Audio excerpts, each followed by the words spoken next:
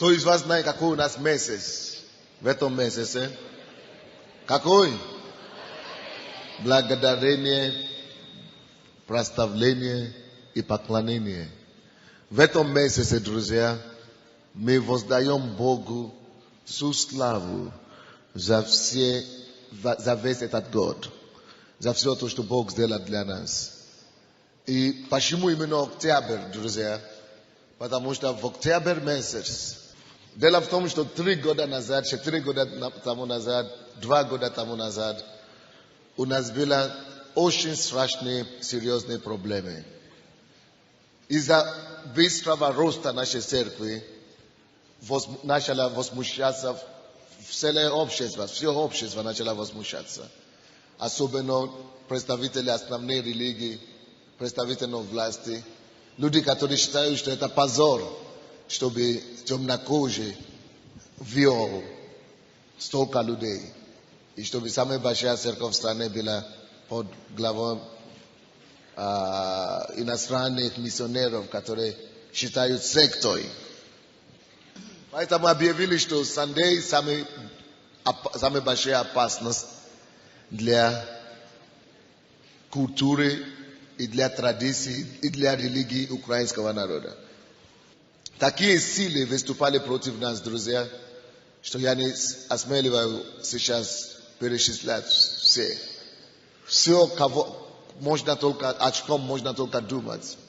Все группы, все силовые органы ополчались против нас.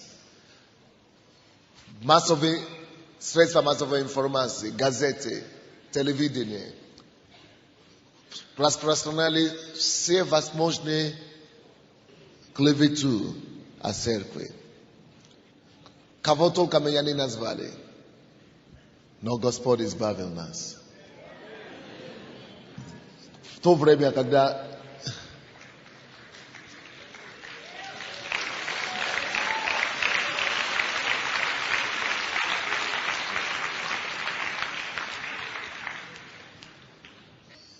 были люди в силовой структуре или властной структуре этой страны, которые сказали, мы превратим эту церковь в пепел и прах. А этого Сандея мы его вычеркнем в стране. Даже дошло до такого, что Генеральная прокуратура написала уже письмо о выдворении и о закрытии нашей церкви. Уже все, у нас эта копия письма есть здесь в офисе. Что все уже решено. Это уже Генеральная прокуратура страны. Это без поворота. Но Господь помиловал нас.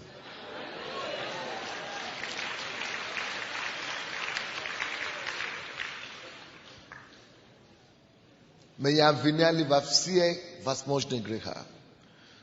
Депутаты и другие, которые защищали меня, им сказали прямо в лицо, вот мы найдем все факты, все доказательства, что он аферист, а потом все, кто сейчас защищает его, вам всем будет стыдно, что вы стали за него.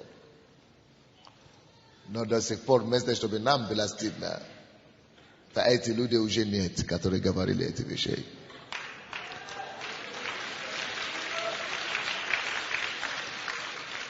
Некоторых уже нет в живых, некоторых уже нет в своих должностях. Господь поборолся за нас, и мы спаслись. Мы спаслись. В то время, когда они угрожали, придумывали все возможные обвинения, вы знаете, что Бог делал? Он продолжал расти свою церковь. Церковь все больше и больше возрастала. И я читал однажды Писание, книга Судей, книга Иисуса Навина, и просто пришло ко мне на сердце, когда Бог всегда говорил Израилю, чтобы поставили памятник.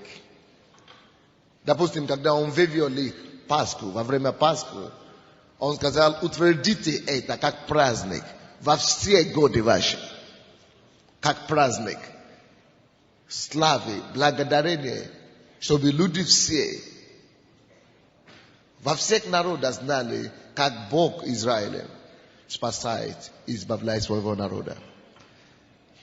Когда Он провел их через Иорданскую реку, то же самое. Он сказал, поставьте памятник, чтобы показать весь мир, чтобы весь мир увидел, что я Бог ваш. Я поборолся за вас. Наш Бог поборолся за нас. И те, которые сказали, что пока они живы, что сондея не будет, теперь их уже нету в живых. Потому что Бог предпочитал, что вместо, чтобы моего помазанника не было, лучше, чтобы тогда вас не было живых. Но чтобы мой помазанник был. И октябрь – это не только месяц, который мы утвердили для благодарности и благодарения за церковь. Это месяц благодарения для всех нас. Каждый из нас может думать и подумать о том, что Бог сделал во всей его жизни. За весь этот год подумайте, сколько Бог сделал для нас. Отец, мы благодарим Тебя. Я хочу, чтобы вы присоединились со мной. И чтобы мы поблагодарили Господа за то, как Он спас нас, как Он спасал. Индивидуально нас. Сколько случаев, когда враги могли бы просто уже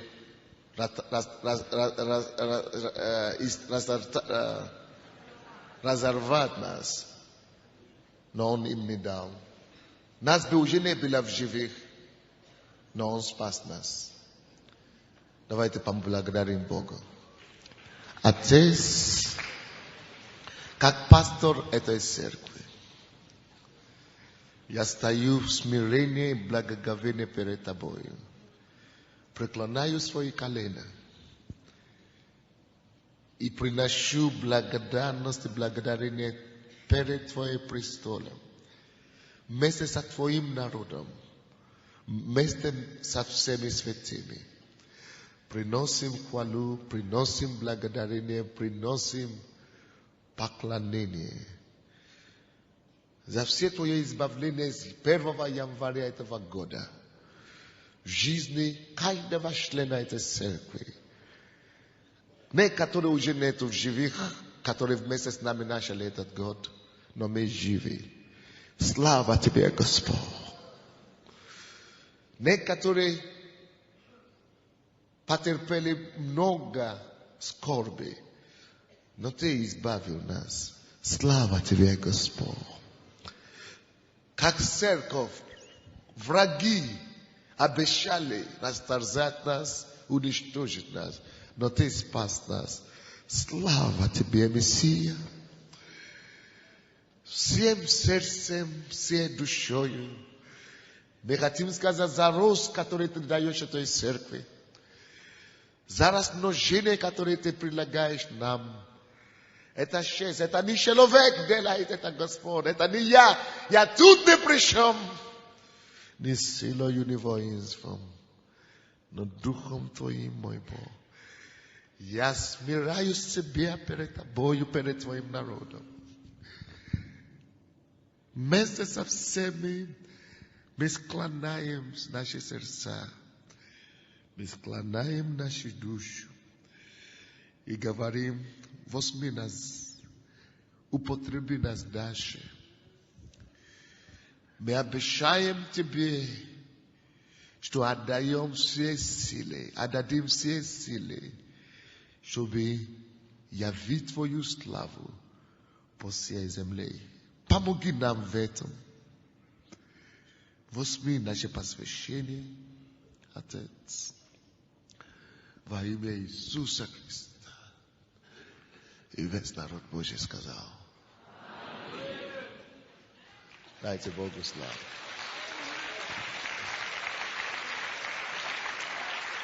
Итак,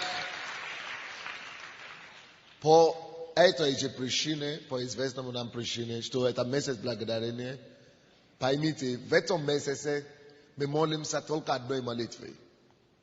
Молитвой благодарения, поклонения, прославления и так далее. Мы не просим у Бога ничего. Мы не молимся, чтобы Бог нам давал что-то, то-то, одно, другое, третье, четвертое. Нет. Мы говорим Ему: Господь, мы только хотим поблагодарить. Даже если у вас нужда возникнет на этой неделе или в этом месяце, если какие-то нужды возникнут, да, послушайте, как нужно сделать. Нужно начинать благодарить Бога за них на период. Допустим, у тебя голова заболела.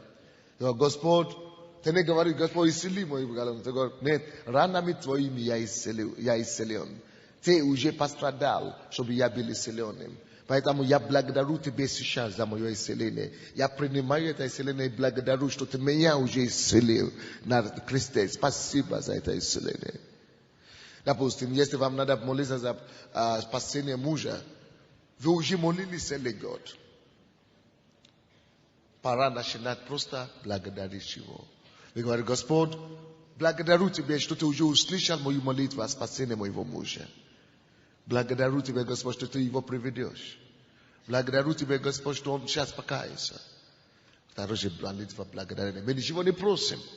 Мы хотим благодарить за церковь, за нашу жизнь, за наши семьи, за пасторей, которые Бог нам дал. Итак, этот месяц это есть месяц благодарения, друзья. И мы хотим знать и сказать Богу, что мы признательны Ему за все то, что Он делает и делал в нашей жизни. Откройте, пожалуйста, вместе со мной в Псалом 134 Псалом, с 1 по 10 стихи. Аллилуйя! Хвалите имя Господне, хвалите рабы Господни, стоящие в доме Господнем, во дворах дома Бога нашего. Хвалите Господа, ибо Господь благ. Пойте имени Его, ибо это сладостно. Ибо Господь избрал себе Якова, Израиля в собственность свою. Я познал, что велик Господь, и Господь наш превыше всех богов. Господь творит все, что хочет, на небесах и на земле, на море и во все бездна. Возводит облака до края земли, творит молнии при дожде, изводит ветер из хранилищ своих. Он поразил первенцев Египта, от человека до скота. Послал знамения и чудеса среди тебя, Египет, на фараона и на всех рабов его. Поразил народы многие и истребил царей сильных. Одна из главных причин, друзья, почему Псалтирь был дан нам, это потому что Давид, который писал большинство из этих псалмов, был человеком по сердцу Бога. И вы знаете, почему Бог его назвал человека по сердцу своему? Потому что он был человеком, который понимал, что не только прощение надо выставлять Богу, что Бог достоин хвалы. Он понимал, у него было откровение о том, что самое лучшее и то, что Бог желает получить от нас, это всего лишь одно: восхвалить Его, возблагодарить Его и прославлять Его за Его могущество, за Его добрые дела и за Его милость и за Его величие. Вы знаете, человек вообще-то эгоистичен по своей натуре. Он хочет, чтобы ему дали. Он хочет получать очередное благословение. Он заинтересован больше восполнять свои нужды. Ну, чтобы Бог решил его проблемы. Он мало думает о том, чтобы благотворить Бога, чтобы благословлять имя Господне. Он думает о себе. Но Давид был другим. Он был другой. Он всегда ставил на первом месте слава i chwala Gospodnia. On всегда благодарил Бога.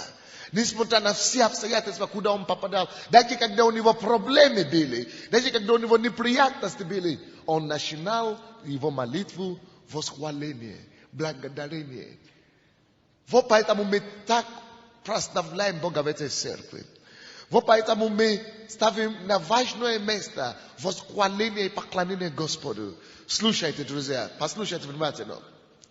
Если ребенок не умеет благодарить Бога за вчерашнее благо Отца, если ребенок не имеет благодарить Отца за вчерашние дары, этот ребенок недостоин получить сегодняшнее благо. Мы дети Отца нашего. Мы получаем столько много благ от Него каждый день. Мы должны осознать и иногда остановиться и говорить: Господь, я только хочу любить Тебя и поблагодарить Тебя. Если бы не Ты, я никто. Если бы не Ты, не дай Бог. Если бы не Бог, не дай Бог. Допустим, многие из нас часто принимаем, как вам сказать, за должное то, что с нами Бог делает, то, что Бог дает нам. Допустим, мы стали сегодня с вами с утра, и мы приняли решение идти в церковь. И мы думаем, что это норма. Это не норма. Слушайте, друзья, сюда. Вчера вечером многие люди легли спать. Точно как мы с вами легли спать. Которые были такие же здоровые, как мы. Которые были не хуже нас ни в чем. Люди, которые являются людьми наших же возрастов. По всему миру легли спать вчера. И вы знаете что? Сегодня они тоже планировали некоторые вещи. Тоже планировали куда-то идти на футбол, или идти в дискотеку, или идти с семьей в парк гулять, или с собакой погулять, или в церковь идти. И многие из них сейчас оплакивают, потому что они не встали утром. Чем мы с вами лучшие? Очень не мудро. И очень, кстати, извините за слово, глупо. Нам не задумываться о таких моментах. Очень неблагодарно. И очень, кстати, эгоистично. Нам не подумать о том, что если бы не Бог, дыхание прекратилось бы в нашей жизни, в нашей сердца. Вчера на мужской конференции я смотрел во время проповеди, видел мужчина ходит. И он так ходит. Крепкий мужчина. И я и потом разговаривал, что с этим человеком? Энергичный, начальник на заводе, то есть директор, то есть все шло хорошо.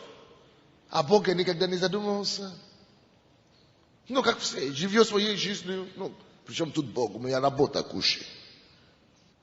Причем тут воскресенье, причем тут служение воскресенье, у меня дача ждет. Но какой Бог? Ну, и на тебе инсульт. И завод ждет. Вернее, завод продолжает работать, но только уже без него. И дача теперь никому не нужна. А должность вообще потерял. Куда ты денешь? Побежим к врачам. Врачи поработали. Уже калека на всю жизнь. Что теперь делать?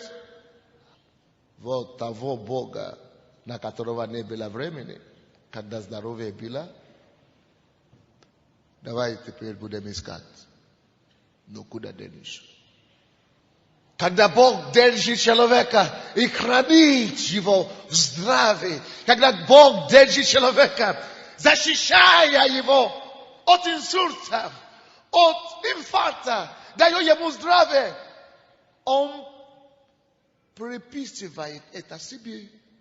Думаешь, что я такой крутой? Я веду здоровый образ жизни. Боже мой. Настолько мы можем быть неблагодарны. Боже мой, даже стыдно бывает иногда, когда ты думаешь сам о себе об этом. Боже, помилуй нас, прости нас, а? Господь. И все равно Бог не судит нас за это дело. Не берет и говорит, что ты вообще не благодарен какой, а? Я тебе сейчас после это самое дадим. Терпеть. Милуй. Может быть, дойдет до него. Терпеть. Может быть, поймет. Терпеть. Бог дает максимальный шанс, чтобы, может быть, дойдет до нас. Чтобы вовремя поблагодарить его. Чтобы наше благословение не превратилось в проклятие. Поднимите руки и скажите: Господь, каждый день своей жизни буду осознавать Твои блага. Буду благодарить Тебя за все Твои милости, за все Твои чудеса и благословения на мою жизнь. Я не хочу быть неблагодарным, Боже. Помилуй меня за неблагодарное сердце. За то, что я, Боже, ропщу и жалуюсь вместо того, чтобы Тебя благодарить и славить. Прости меня, Боже. Помилуй меня, грешника, Господь. Измени меня, чтобы я стал благодарным детям. Во имя Иисуса Христа. Аминь. На днях приходил ко мне молодой человек. Что у вас такая беда? Что случилось? Папа умер в 40 лет. 40 лет, такой молодой? Чем помочь? Похорон надо сделать. Что случилось? Слушайте, друзья. Занимался зарядкой. Убегал. Все нормально было. Занимается очень хорошей позицией в банке. Ему никогда, на работа. Вы знаете, некоторые люди превратили работу в их Бог. Слушай, неужели Бог виноват, что Он тебе дал эту работу? Что теперь из-за работы тебе уже не до Бога? Представляешь? Бог тебя благословил работой. Ты теперь прилепился к работе за счет Бога. А на Бога говоришь: мне некогда. Воскресенье даже пойдем в церковь. А я на работу, значит. Теперь Бог говорит: а если? Неужели я ему дал эту работу, чтобы он меня пренебрегал? Скажи: Господь, не дай Бог, чтобы мое благословение превратило в мое проклятие. Слушайте сюда, друзья. Слишком много раз то, что является благословением от Бога, иногда из-за нашего неблагодарного сердца, что мы не умеем расставлять приоритеты, что Бог является превыше всего в нашей жизни. Он номер один, что с ним никто не спорит. Конкурента нет, он вне конкуренции.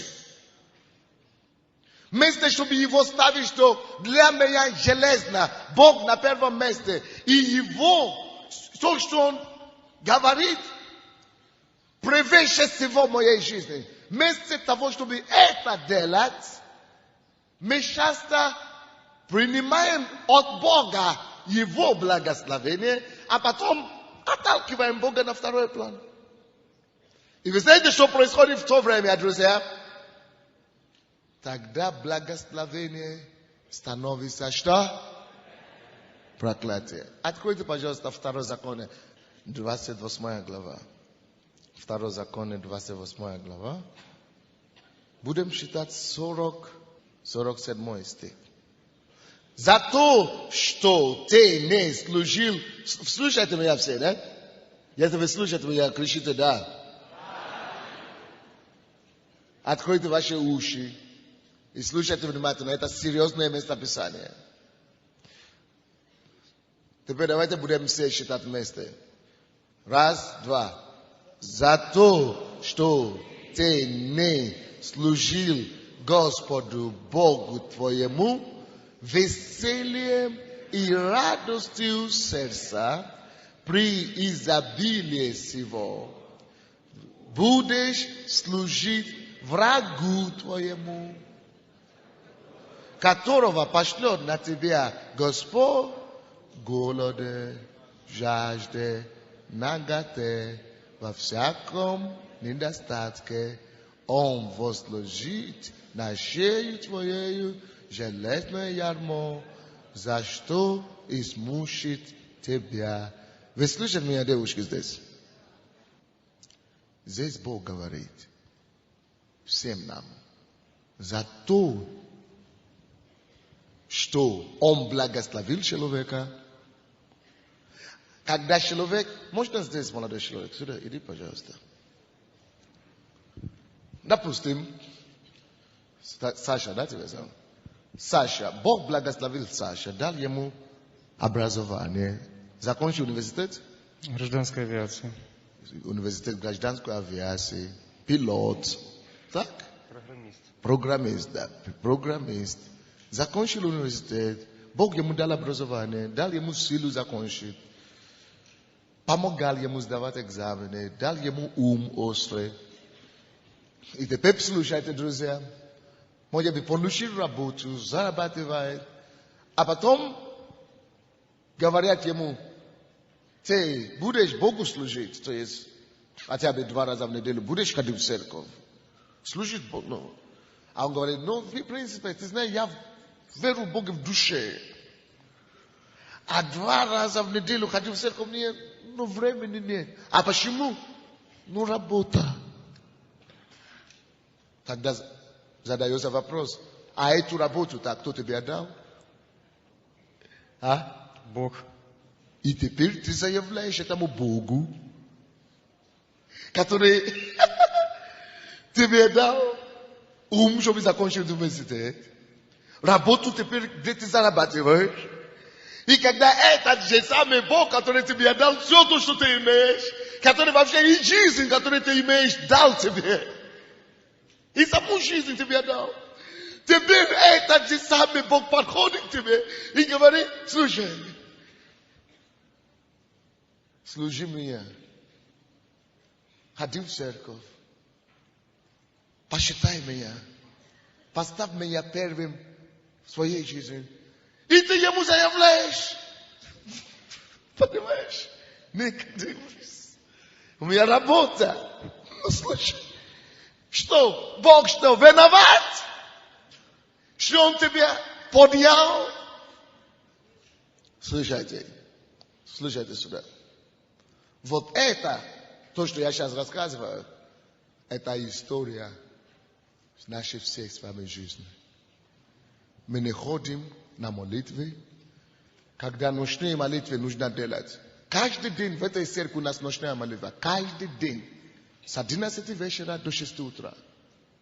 Мы говорим, а тебе один день в неделю не иди, а тебе пятницу. В субботу не надо на работу идти. Ты говоришь, ну спать-то надо. А если Бог тебя не даст сон, будешь крутиться по постели и все, будешь мучиться. Если Он даже тебя не даст сон на один день, это еще полбеды. А если Он тебя целый месяц не будет дать спать, и знатворные не помогут. Тогда колокола начнут играться в твоей голове. Тогда ты будешь готов бежать куда угодно. Слушайте, друзья, сюда. Это история нашей жизни. Мы отмахиваем рукой на Бога, когда Он просит нас что-то делать. Мы его ставим на второй план и делаем вид, что Он не видит. Он ничего простит. Но это не обязательно. Нет, если что-то есть обязательно в нашей жизни, то это Божье дело. Он всегда обязателен должен быть. Кто-нибудь слышит меня? Слушайте, и что Бог говорит в этом местописании? Бог говорит, теперь это справедливо. Я тебе понял, благословил, дал заработку, дал семью, обеспечил. И я сказал тебе, служи, пожалуйста, мне. Благодарением, радостью, славословием. Благодари, служи мне с радостью и весельем души. Только это я требую от тебя. Вот как Давид, который был человек по сердцу моему, вот только это от тебя требую. Но ты на меня плевал и делал все, что хотел. И думал, что все это от тебя зависит. Думал, что все это своей силой ты достиг то, что ты имеешь. Теперь пойми. За то, что ты не служил меня благодарением, весельем и с радостью. То, что я тебе все дал, благословение. Это благословение превратится во что? Проклятие. Скажите, Господь, не дай Бог, чтобы мое благословение превратилось в проклятие. И чтобы этого не было, знаете, что нужно делать? Нужно служить Богу благодарности каждый день. Ставь Бога на первое место. Спасибо, дорогой. Что значит благословение, которое становится проклятием? Что это значит? Напишите себе. Что обозначает благословение, которое становится проклятием? 2 Коринфянам, где мы начали, 28 глава, где мы читали, Второе Законе, 28 глава, 47 стих, 48 стих. 48, 47 стихи. Мы сейчас хотим говорить, что значит, что обозначает благословение, которое прекратилось проклятие. Что обозначает благословение, которое прекратилось проклятие. В этом стихе мы видим эту картину очень четко. В 47 стихе мы видим благословение. За то, что ты не служил Господу Богу твоему весельем, с радостью, сердца при изобилии всего. Мы видим благословение в 47 стихе. В чем состоится благословение 47 стиха? Напишите себе изобилие всего. Кто-то говорит, какое изобилие всего? Слушай, ты что, кино? У меня 100 гривен зарплаты. У меня даже еле-еле мы стоим на ногах в семье. У нас так не хватает. Поэтому я и работаю по 2-3 работы. Хорошо. Ты думаешь, потому что у тебя мало зарплаты, значит, Бог тебя не додал. Что-то не додал, да? Не хватает. А что ты скажешь про твоих же ровесников или однокурсники? Слушайте меня сюда. Которые не то, что у них 100 гривен зарплаты, а у них вообще никакой нет. А ты скажешь, вот это как раз я. У меня никакой нет. За что тогда мне благодарю Бога? Молодец. Молодец. А как по поводу твоих ровесники? Тебе 32 года. Им тоже по 32 года. И ты знаешь, на почве работы, слушайте меня все, на почве работы, как и ты, между прочим, они работали и думали, о, нехорошо. А ты не работай, ты говоришь, у меня нет работы, ничего. Ты жалуешься. А он работал, и на почве работы попал в психушку. Кто из вас сейчас знает, что психиатрические больницы у нас в Киеве называется Павлова. Павлова лежат и молодые, и старые. Да или нет? Кто из вас знает, что Павлова лежит и девушки, и женщины. Кто знает это? И мальчики, и мужчины. Кто это знает? Вот. Один из них, как раз, это человек вашего возраста, который имел все, кого ты завидовал, что у меня нет работы, а у него работа, у него все получается. Но только то, что ты не знаешь, это то, что он так наработался, что теперь его машина в гараже просто ждет. Его работа уже, другой уже занял. А он сам проходит лечение, тебе никто это не говорил. Поэтому ты говоришь, а у меня же нет работы. Вместо того, чтобы концентрировать внимание на то, что у тебя нет работы, концентрируй внимание на то, что ты здоровый, ты нормальный. Ты не лежишь в психушку. Ты не попал в аварию, ты не попал под машину. Ты жив! Не важно, чего у тебя не хватает в жизни. Все равно у нас изобилие всего. Изобилие здоровья. Знаете ли вы, что в Киеве сегодня есть люди, которые имеют деньги, но не могут кушать? Я раньше никогда не знал, что такие люди есть на свете. Пока мне не звали, чтобы молиться за них. Люди, которые имеют деньги, миллионеры, но не могут кушать. Не могут кушать. Только воды пьют. И когда они хотят кушать, нужно всю пищу превратить в суп, чтобы пить. Умущение страшнейшее. Мужчина здоровый превратился в рыбку. Рыба только воду пьет. Только рыба воду пьет. Рыбку его жизнь превратила рыбачная. Деньги есть, работа есть, все есть. Слушай, у тебя изобилие всего. У тебя изобилие всего. Есть за что благодарить Бога.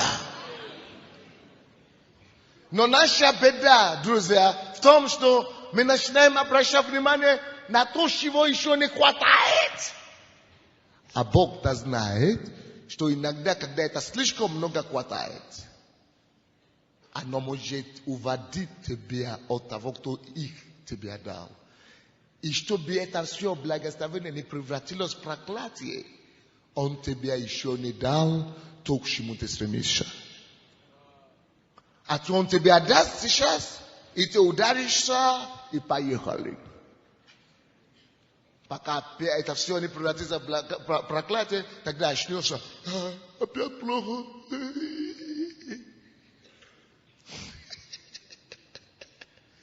Будь мудрым. Служи Богу вовремя. Благодари Его каждый день, каждым днем за Его благости, за Его благословение, за все, что Он тебе дает. И не поменяй церковное служение ни за что на свете. Даже если тебе предложат миллион заработать, вместо того, чтобы прийти в церковь, побеги в церковь. Скажи им, вот 10 до часу, я должен быть в церкви.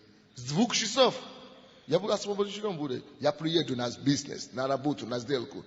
Но с такое-то времени, это Божье время, я не могу это у него воровать. Или с 2 до 5 я должен быть в церкви.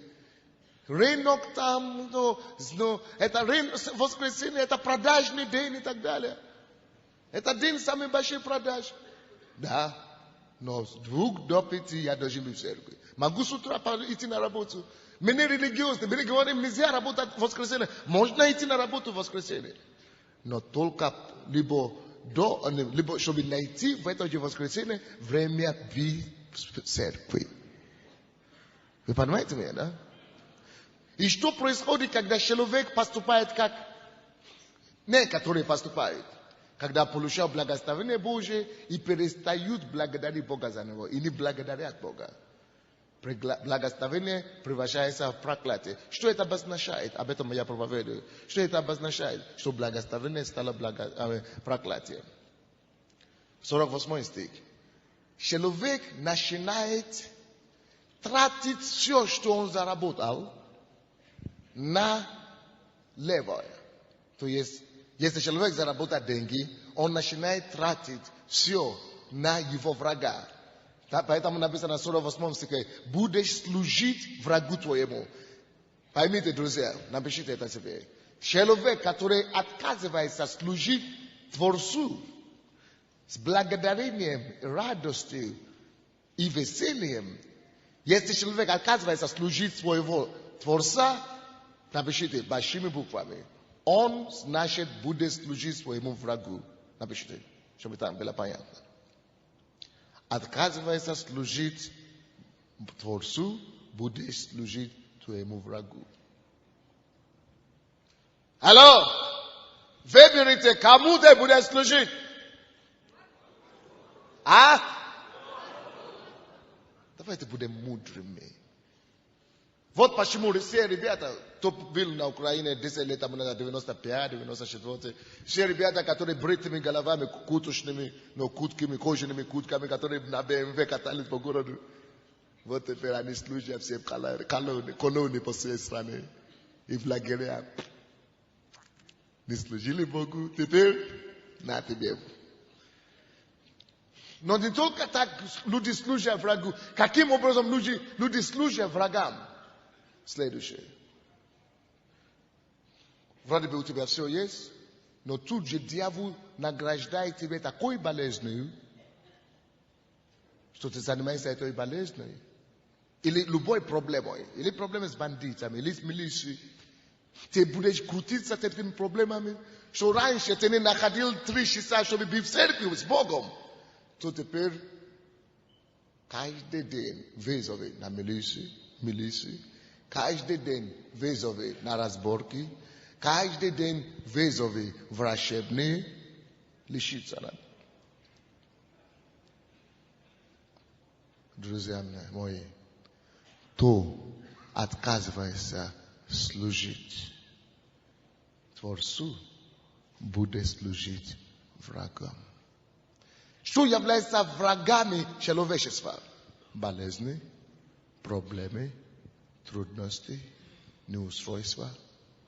Вот, когда человек отказывается служить Богу, он начинает служить своим проблемам, неустройствам, катастрофам, болезням и тому подобное. Вот почему Бог нам дал мудрость такую, чтобы 1 месяц выделить Богу. И в этот месяц только благодарить Бога. Только влюбляться в Него вновь и вновь, заново. Только и проставлять Его. Только и благодарить Его. И каждый день, чтобы это вошло в нас. Как дисциплина уже, как образ жизни. Вот что. Скажи, я не буду служить врагу своему. Я Богу буду служить. 48 стих. Будешь служить врагу твоему, которого пошлет на тебя Господь. 47 стих говорит, за то, что ты не служил Господу Богу твоему с весельем и с радостью, с благодарением, весельем. Некоторые люди приходят в церковь. Видят, как люди веселяются, радуются о Боге, а они крутой. Почему? Но бизнесмен. Ну, кто тебе дал бизнес? Ну, недалекий. Хорошо. Потому что ты уже крутой бизнесмен, ты не можешь служить Господу. Хорошо. Станешь простым бомжем. И тогда солидность не будет мешать. Не дай Бог, не дай Бог, не дай Бог. Не дай Бог! Не дай Бог! Что такое благословение, которое прекратилось проклятие? 48 стих. Это голод. Это жажда. Это и нагота. И недостатки во всем. Недостатки во всем. Что такое благословение, которое превратилось в проклятие? Это железо, железное ярмо на шее. Ой-ой-ой, а ярмо это страшное дело. Скажи своему соседу, ярмо это страшное дело, оно тебе не нужно. Ярмо это страшное дело, оно тебе не нужно. Поэтому служи Господу твоему, скажи ему. Дайте Богу славу.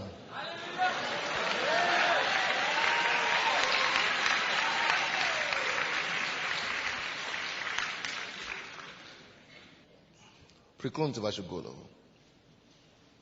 Помолитесь Богу. И поблагодарите Его теперь за все, что Он делает в вашей жизни. За то, что вы проснулись утром сегодня. За то, что машина вас не сбила. За то, что вы не попали в аварию. За то, что Бог подарил вам такую семью, детей. Служите Ему, благодарите Его за все благости, за все достатки, здоровье, крепости. То, что Он вам дает. За церковь, за пастырей, за слово, за откровение. Ты говоришь, что у тебя муж плохой, а не который вообще никогда не был мужей. Ты говоришь, что у тебя жена такая, а кто-то себе не может найти. Благодари Бога за все, что у тебя есть. И в этом месяце я ободряю всех вас. Только благодарите, молитесь и славьте. И вы увидите больше милости в своей жизни. И весь народ сказал. Если у вас свидетельство, сегодня это служение благодарения, это служение прославления, поэтому у всех, у кого служение, у кого все свидетельства, у кого служение, дары благодарения, придите, выходите за сцену, мы сейчас будем слушать свидетельства. Добрый день, церковь. Я обращаюсь с большим поклоном к Богу. У меня вчера совершилось чудо, которое благодаря нашему Богу, Иисусу Христу, воскресило моего мужа в дороге. Мы ехали до своих детей в Святошино. Ему плохо стало сердцем. Он потерял сознание.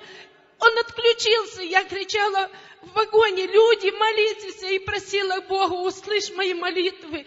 Услышь, оживи мужа. У него ничего не владело. Уже вызвали скорую по этому селектору. Люди вынесли на Берестейской его на руках. Пришла скорая реанимации. Его спасали в машине. Сыну сообщили домой. Сын встречал на Святошино. Я благодарю Бога. Бог святой. И Отец Небесный, Святой Дух коснулись. Спасибо. Он ожил, да? Ожил. Сейчас мы всей семьей. А вы в зале находитесь? Да. Встаньте, помашите рукой. Володя, встань. Вот мой. Посмотрите все на этого. Я благодарю второе благодарение. Исцеление моего сына Бориса. И они сейчас тоже здесь с семьей и с маленьким ребенком, который... Благодарю. Аллилуйя. Будьте благословенні, церква. Півроку тому на служінні помазання пастор Сандей пророкував, що в залі є людина, яка молиться за психічно хворого чоловіка.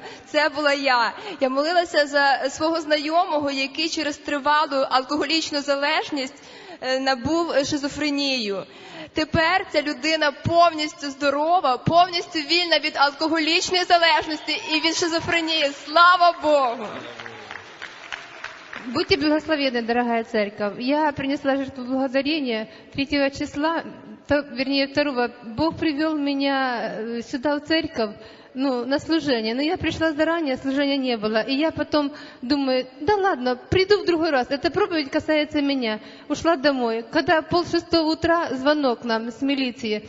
Вы понимаете, срочно придите в милицию. Оказывается, моя машина, выкрали именно мою машину, попала в катастрофу. И милиция дает мне книжечку Библию, говорит, благодарите Бога, что ваша книжка спасла жизни людей. 3 человека сели в машину, представляете, без капли крови, 3 раза перевернулась машина, и все стали здоровы. Но машина ремонту не подлежит. Слава Богу! Бог восстановит. Я из Кривого Рога. Я 14 лет был наркозависимый, и Бог освободил меня. И когда я начал служить Ему, Он освободил меня от многих болезней, которые считаются неизлечимыми. Я очень благодарен Богу за это. Служите Богу. Это классно и это круто.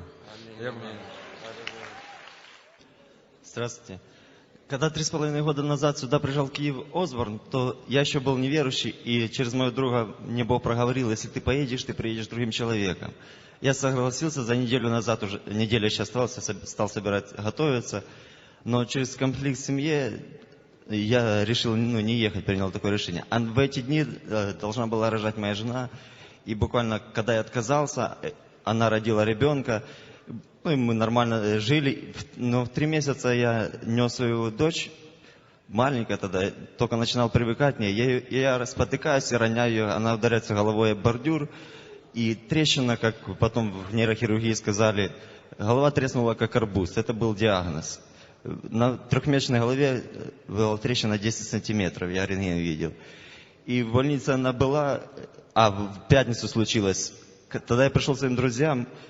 Я смотрю, как люди думают, принять Христа или не принять. Мне сказали, ты должен поверить в Иисуса, Он спасет. Я не думал вообще. Ни одного шара колебания. Принял Христа, принял крещение, только моментально. В воскресенье вся церковь молилась за нее. В понедельник уже рентген сказал, врач, что вы пришли сюда, когда жена к ней пришла? Ни одного сотрясения не было, ни малейшего. Аллилуйя, воздайте Богу славу. Да. Но в больнице должны лежать 21 день, если кто знает, с головной травмой. Мы пролежали буквально неделю, ей уже ничего не кололи, все подряд, ее посыпали, простудилась. Я спрашиваю врачей, как лечение, никто мне ничего не говорит. Говорю, что может быть, все, что хочешь. Может остаться с отклонением больной, ненормальной, дурной. Я принимаю решение забрать под собственную расписку. И там все родители вообще с ума сходили, волосы рвали, говорят, ты будешь локти грызть, потому что сам же ты ее не вылечишь. И я пришел домой, и врач-психиатр со мной переговорил, говорит, не будь, я видел верующих, что потом ко мне все равно приходят лечиться. Я прихожу домой после воскресной проповеди, понедельник у меня выходной, открываю Библию, и Бог мне дает слово. Если хочешь жизнь спасти, то потеряешь. Если хочешь ее потерять во имя Его, то спасешь. Я сказал, ни одного укола, ничего. И сказал, вы поверите, то, что она будет здорова через год, а я верю сейчас. И потом в нашей газете церковной я дал тоже свидетельство. Я так и сказал, мне все говорили, это счастливый случай у тебя. А я говорил, я знаю, в кого я поверил, кого я просил и кто ее спас. Бог исцелил полностью. Аллилуйя. Про кого он рассказывал, это, дочка моей родной сестры. Она абсолютно, здоровая. А теперь мое свидетельство.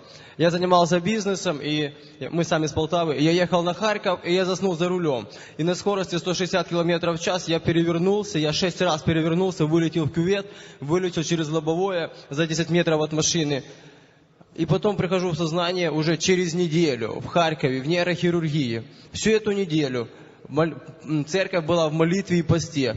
И потом, когда я пришел в сознание, мне абсолютно ничего не делали. Сказали, считай себя счастливчиком. Но я знаю, что это только Бог меня спас. Слава тебе, Господь. Спасибо за все, что ты будешь творить. И что обещал, и за то, кто ты есть. Буду я благодарить, Иисус, спасибо, да спасибо,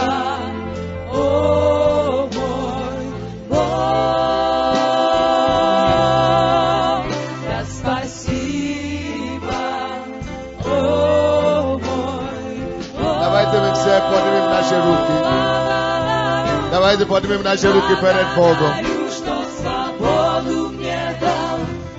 Будем поклоняться Ему Духом истины. Просто оставайтесь на месте. Мы будем молиться, окончательную молитву. Но сначала поблагодарим Господа за Его милость, за Его чудеса в нашей жизни. Скажите Ему спасибо. Спасибо.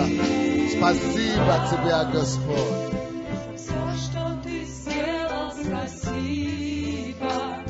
Все, что ты будешь творить, что обещал и за то, кто ты есть, буду я благодарить.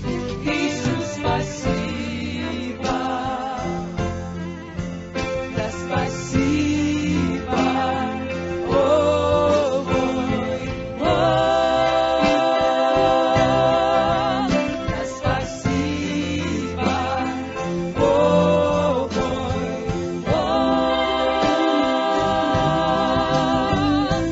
Благодарю, что свободу мне дал, что за меня жизнь свою ты отдал. О, спасибо, Иисус, спасибо, за все спасибо, спасибо. Благодарю, что свободу мне дал, что за меня жизнь свою ты отдал. О, спасибо, Иисус, спасибо, за все спасибо,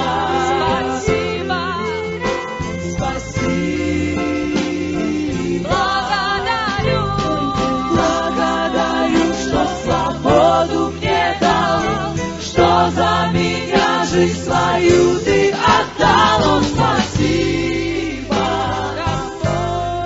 Иисус, спасибо, за все. Давайте поднимем наши руки, Богу, скажем спасибо Тебе, Господь.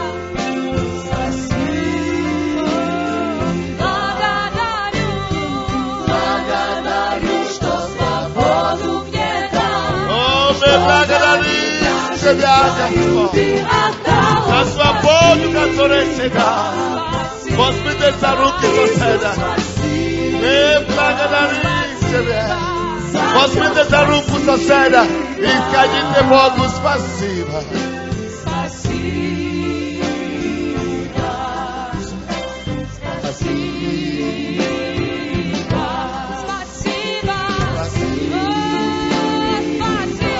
О, спасибо. Спасибо. Спасибо.